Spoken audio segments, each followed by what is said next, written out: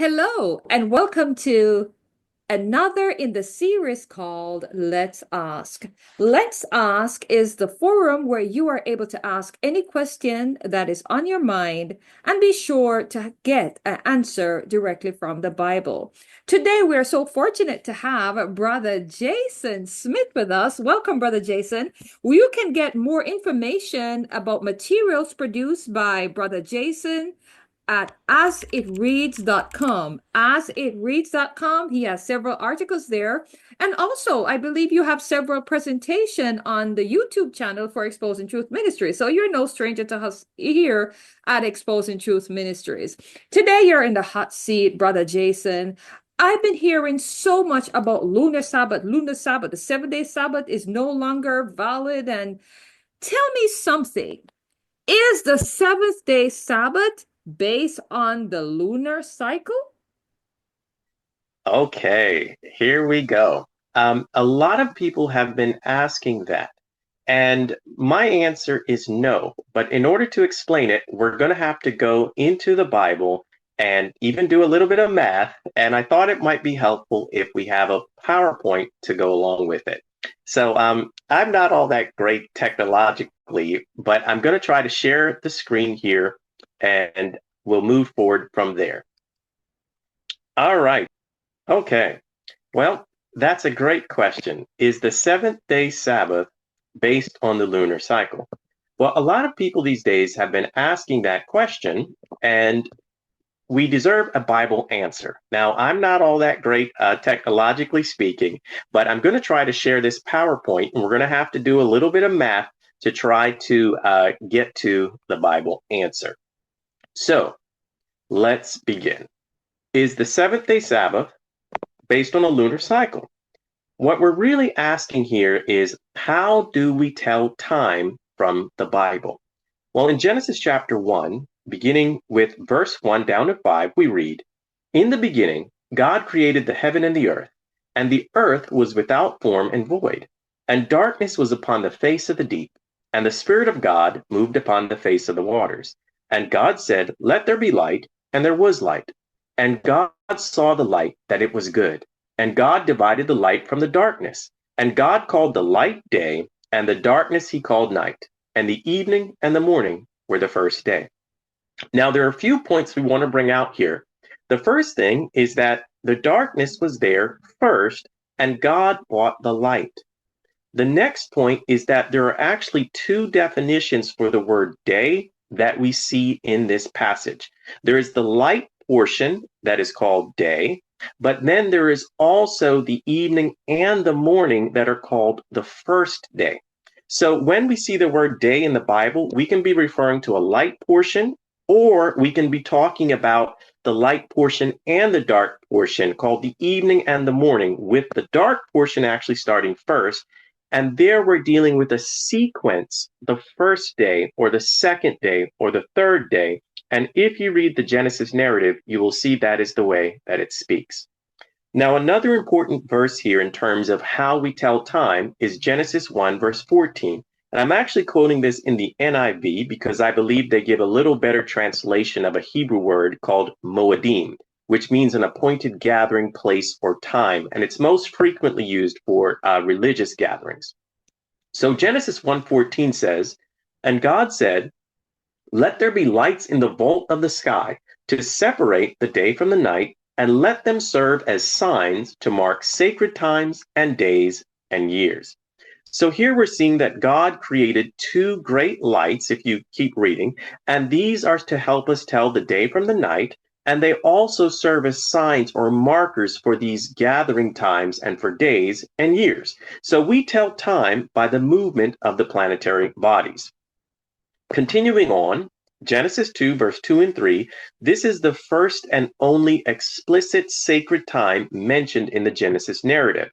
We read, "And on the seventh day, God ended his work which he had made, and he rested on the seventh day from all his work which he had made. And God blessed the seventh day and sanctified it, because that in it he had rested from all his work which God created and made. And here we see the culmination of the sequential numeration of days in Genesis 1, right? First day, second day. And again, we're dealing with the dark period followed by the morning period. And now we're at the seventh day. And since God rested on this day, he blessed it and hallowed it. Now, if you were paying close attention, you should have seen in Genesis 1:14 that we were dealing with sacred times, plural. The Hebrew word there is moedim, it's plural form, so we need at least one more. And I believe the other sacred time that exists in the Genesis account is called the new moon. It's not mentioned explicitly, but when we study the Bible carefully and comprehensively, we find out that when the world will be made new, the new heavens and the new earth, there are going to be two gathering times to worship the Lord. This is in Isaiah 66, verse 22 and 23. The Bible says, "For as the new heavens and the new earth which I will make shall remain before me, saith the Lord, so shall your seed and your name remain. And it shall come to pass that from one new moon to another, and from one Sabbath to another, shall all flesh come to worship before me, saith the Lord." And in the book of Revelation, Jesus promises that the overcomers will receive to eat from the fruit of the tree of life. And in chapter 22, verses 1 and 2, we learn something about when this tree of life bears its fruit. The Bible says, "And he showed me a pure river of water of life, clear as crystal, proceeding out of the throne of God and of the Lamb. In the midst of the street of it, and on either side of the river, was there the tree of life, which bare 12 manner of fruits, and yielded her fruit every month. And the leaves of the tree were for the healing of the nations." Now, before this world fell into sin, we know that Adam and Eve had access to the tree of life. After sin, they were barred from it, and no one of the human family has ever been able to partake of that fruit. But through Jesus, it's restored, and we see that it bears on a monthly basis. So we have a good reason for there to be the new moon, controlled by the moon, which would indicate when we would get this new batch of fruit. And we also have a good reason for the Sabbath, right? Which is a remembrance and honoring God as the creator who made this world in 6 days and rested on the seventh. So really, we're just seeing a little bit here about how the Bible says we ought to tell time and the festivals or feasts or appropriate times for gathering. And we see in the sinless realm, in the new earth, there will be the new moon and the Sabbath. Now, let's talk a little bit more about time. What makes a day? Well, we're talking now about the 24-hour period where we read the evening and the morn was the first day. And that sequence, which has started at Genesis, has continued all the way through. The earth actually completes one rotation on its axis in a 24-hour period. And Jesus, when he was on the earth, he actually explained a little bit about that. We see in John 11, verse 9, Jesus answered, "Are there not 12 hours in the day? If any man walk in the day, he stumbleth not, because he seeth the light of this world." This is now talking about the light part that's called the day. But remember, the first day included both the dark part and the light part, the evening and the morn. And Jesus also talks about the dark portion of the day in Mark 13:35, when he said, "Watch ye therefore, for ye know not when the master of the house cometh, at even, or at midnight, or at the cock crowing, or in the morning." Jesus was actually here referring to the 4 watches that the Romans would keep. One began at the evening with sunset, then the next one was from 9 to midnight, and then the next one was from midnight to 3 when the cock would crow, and then also in the morning from 3 to 6. So Jesus himself, he's teaching us here about the 24-hour period called the day, as the earth spins on its axis. And this, of course, originates from Genesis. But what about the week? The week is first mentioned in Genesis chapter 29, verse 27 and 28. It's a Hebrew word called Shabuah, and it is related to the Hebrew word for 7, which is called Shiva. So this is a specialized Hebrew word. Its close connection to the number 7 indicates that it is a period of 7 days. And it's first mentioned in connection with Jacob's wedding festival that lasted for a period of 7 days. And this was a big scandal that happened with Rachel and Leah, but we can't get into that right now. Our point is that we're seeing another unit of time called the week. Then we also have a unit of time called the month. The month is based on how long it takes the moon to rotate around the earth. And we actually know that it is approximately 29 and a half days long. This is very important. Please keep that number in mind. And I'm not going to talk about the year, but the year is based on how long it takes the earth to go around the sun. And the Bible also mentions the year, but here we're going to focus on the month. Now, what we need to understand is that in the Bible times, the people of Israel, they would observe when the moon appeared and they would blow a trumpet, and this is how they kept track of months. Numbers chapter 10, verse 10 says, "Also in the days of your gladness and in your solemn days and in the beginnings of your months, ye shall blow with the trumpets over your burnt offerings." And so I'm not going to read the whole rest of that, but they would blow a trumpet on the new moon, and that was the start of their month. And Psalms 81, verse 3 also speaks about that. So we've got the day, we've got the week, we've got the month. Now, if you were to travel to Israel today and you were speaking to someone there about the days of the week, they would actually use these terms here: Rishon, which is first, Shani, which is second, and so on, until they get to the seventh day, which is called Shabbat. So if you, they don't use the same names of the days of the week that we do, like Sunday, Monday, Tuesday, Wednesday, etc., etc. They use a sequential numeration of first, second, third, fourth, fifth, sixth, and then they say Sabbath or Shabbat. This actually traces from the Bible itself.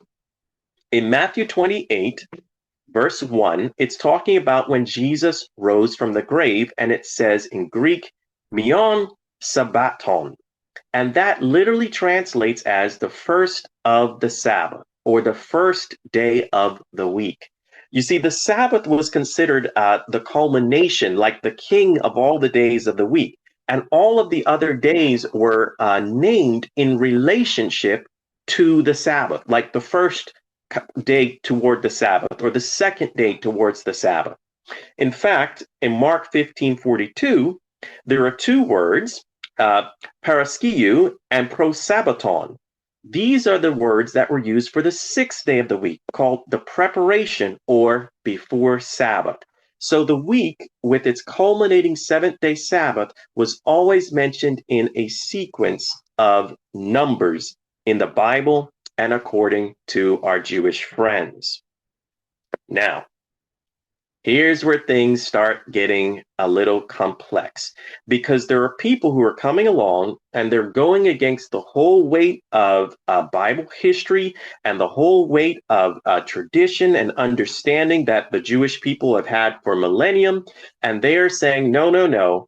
The true way that the Sabbath is to be calculated is by looking at the phases of the moon. And you were supposed to start counting the days of the week the same way that they would count the days of the month in the Bible. That is what lunar Sabbath or lunar week is claiming. But there is a problem with that. To begin with, the Bible simply takes the week for granted, right? That the week works in unbroken succession, continuing, never stopping. And you can read about this in Exodus chapter 16. I'm not going to read all of these verses for the sake of time, but I recommend that you look at them when you have a chance, and you'll see that God had a law, and it was involving his Sabbath, and he was giving manna, a miracle. He was sending it down from heaven, and the people could gather the manna, but if they tried to keep any of it throughout the regular days of the week, it would spoil until you got to Friday, the preparation day, right?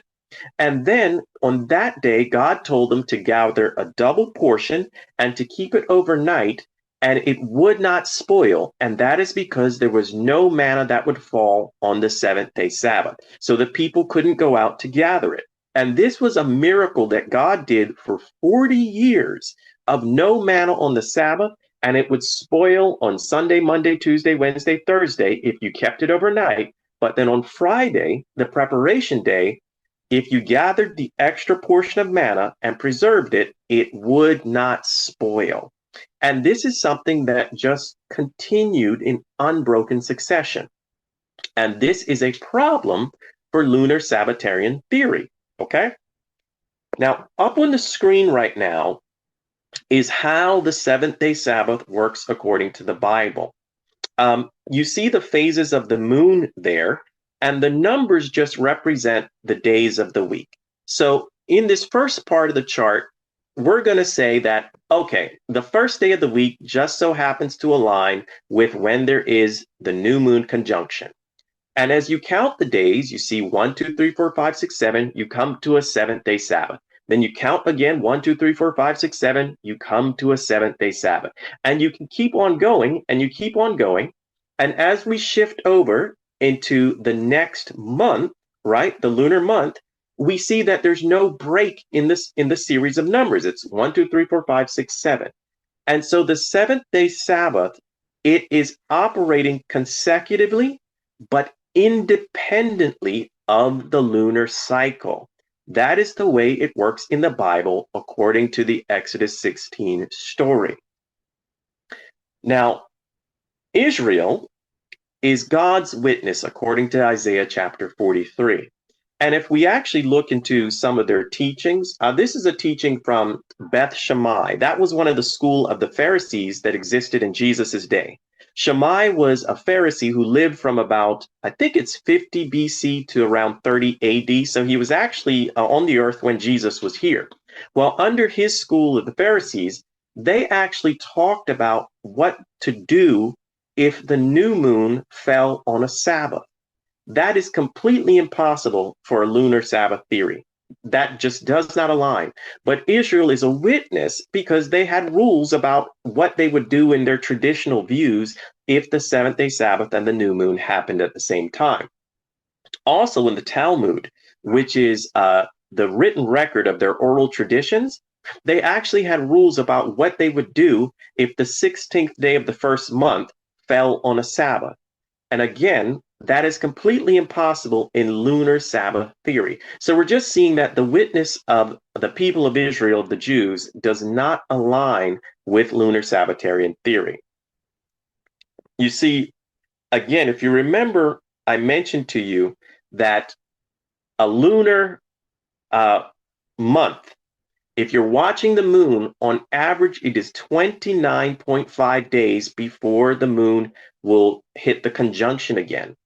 And if you can just do math, if you take 4 weeks in a row or 4 Sabbaths, you get 28 days.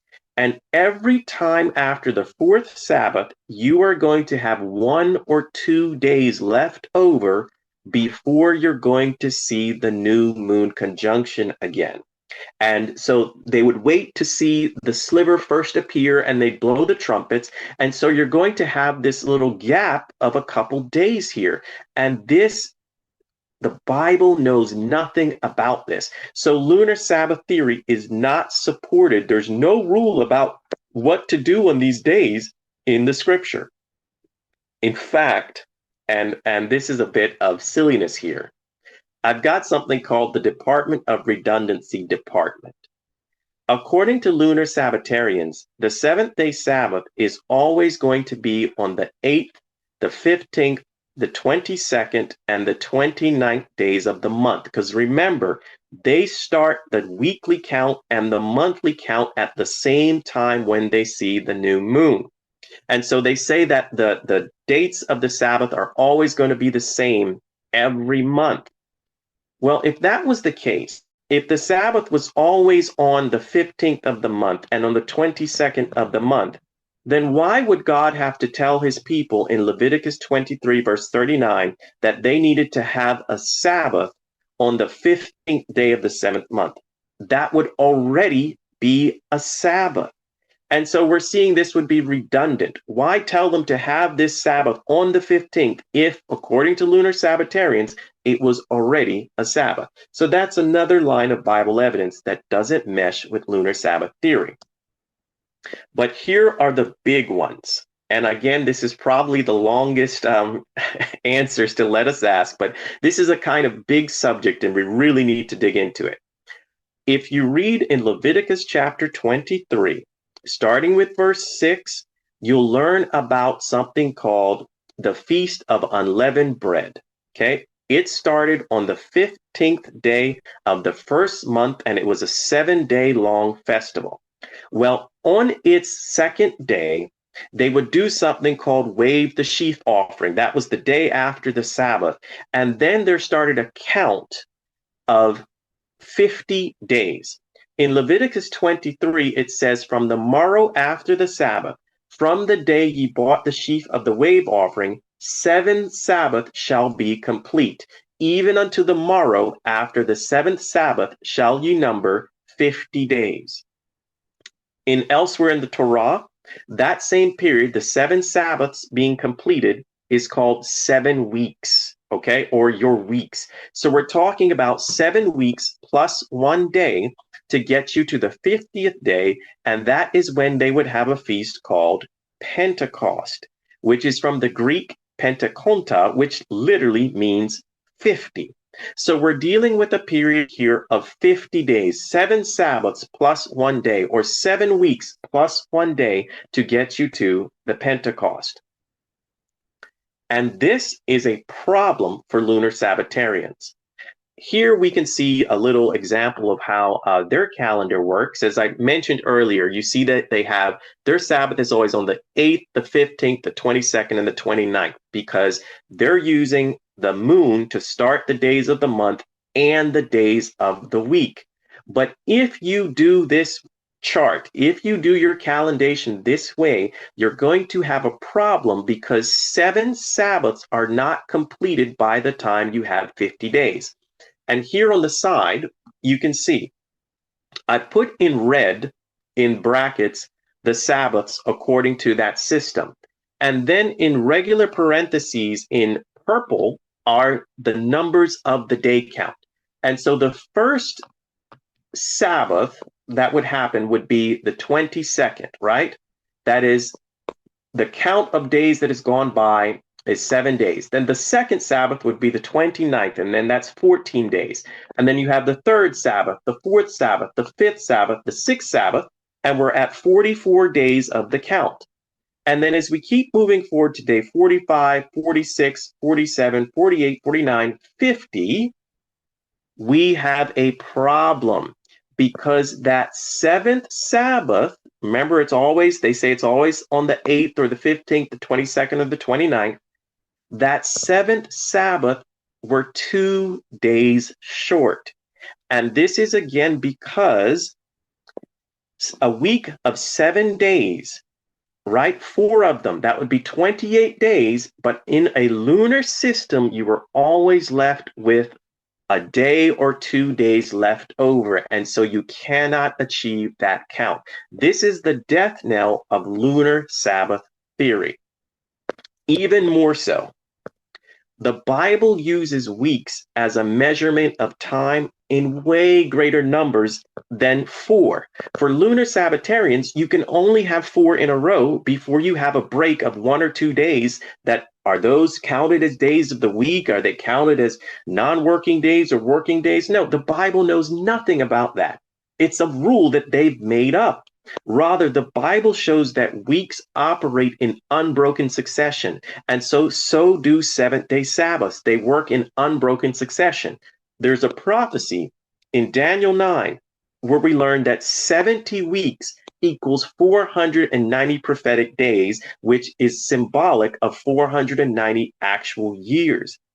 If lunar Sabbaths, if lunar weeks were true, this prophecy would be so chaotic, you could never know what the actual number of days that 70 weeks entails. So we're really seeing from the Bible itself that lunar Sabbaths, with their weeks that do not operate in higher succession than 4, cannot be true because the Bible uses the weeks as a measurement of time in much higher numbers than four. So, in conclusion, what we see is that there are 7 days in the week that operate in unbroken succession, and they don't fit with any of the astronomical phenomenon. They're not based upon the amount of time that the moon takes to go around the earth or the amount of time that the earth takes to move around the sun. The seventh day Sabbath is based solely upon God's sovereignty over time and that he rested on the seventh day. A book called Divine Rest for Human Restlessness tells us, since the number seven runs contrary to every known astronomical measurement of time, the best explanation for its importance and its usage still remains the biblical account of the divine blessing and sanctification of the seventh day at the completion of creation. Well, I hope that helps. Yeah, thank you so much, Brother Jason. This really helped to clear up a lot, and I hope it helped those who will be watching as well. Do you have questions that you would like to be answered from the Bible? Please go to www.exposingtruthministry.com and put your question there. Would you like a one-on-one personal Bible study? That's also available. Let us know on the website. If you'd like to join a group study, that is available. Let us know. Also, please remember to comment in the comment section below of this video. Let us know your thoughts on this question that Brother Jason so ably answered. Thank you so much, Brother Jason, and I wish you all the best, and I hope you do stop by and answer another question on our series called Let's Ask.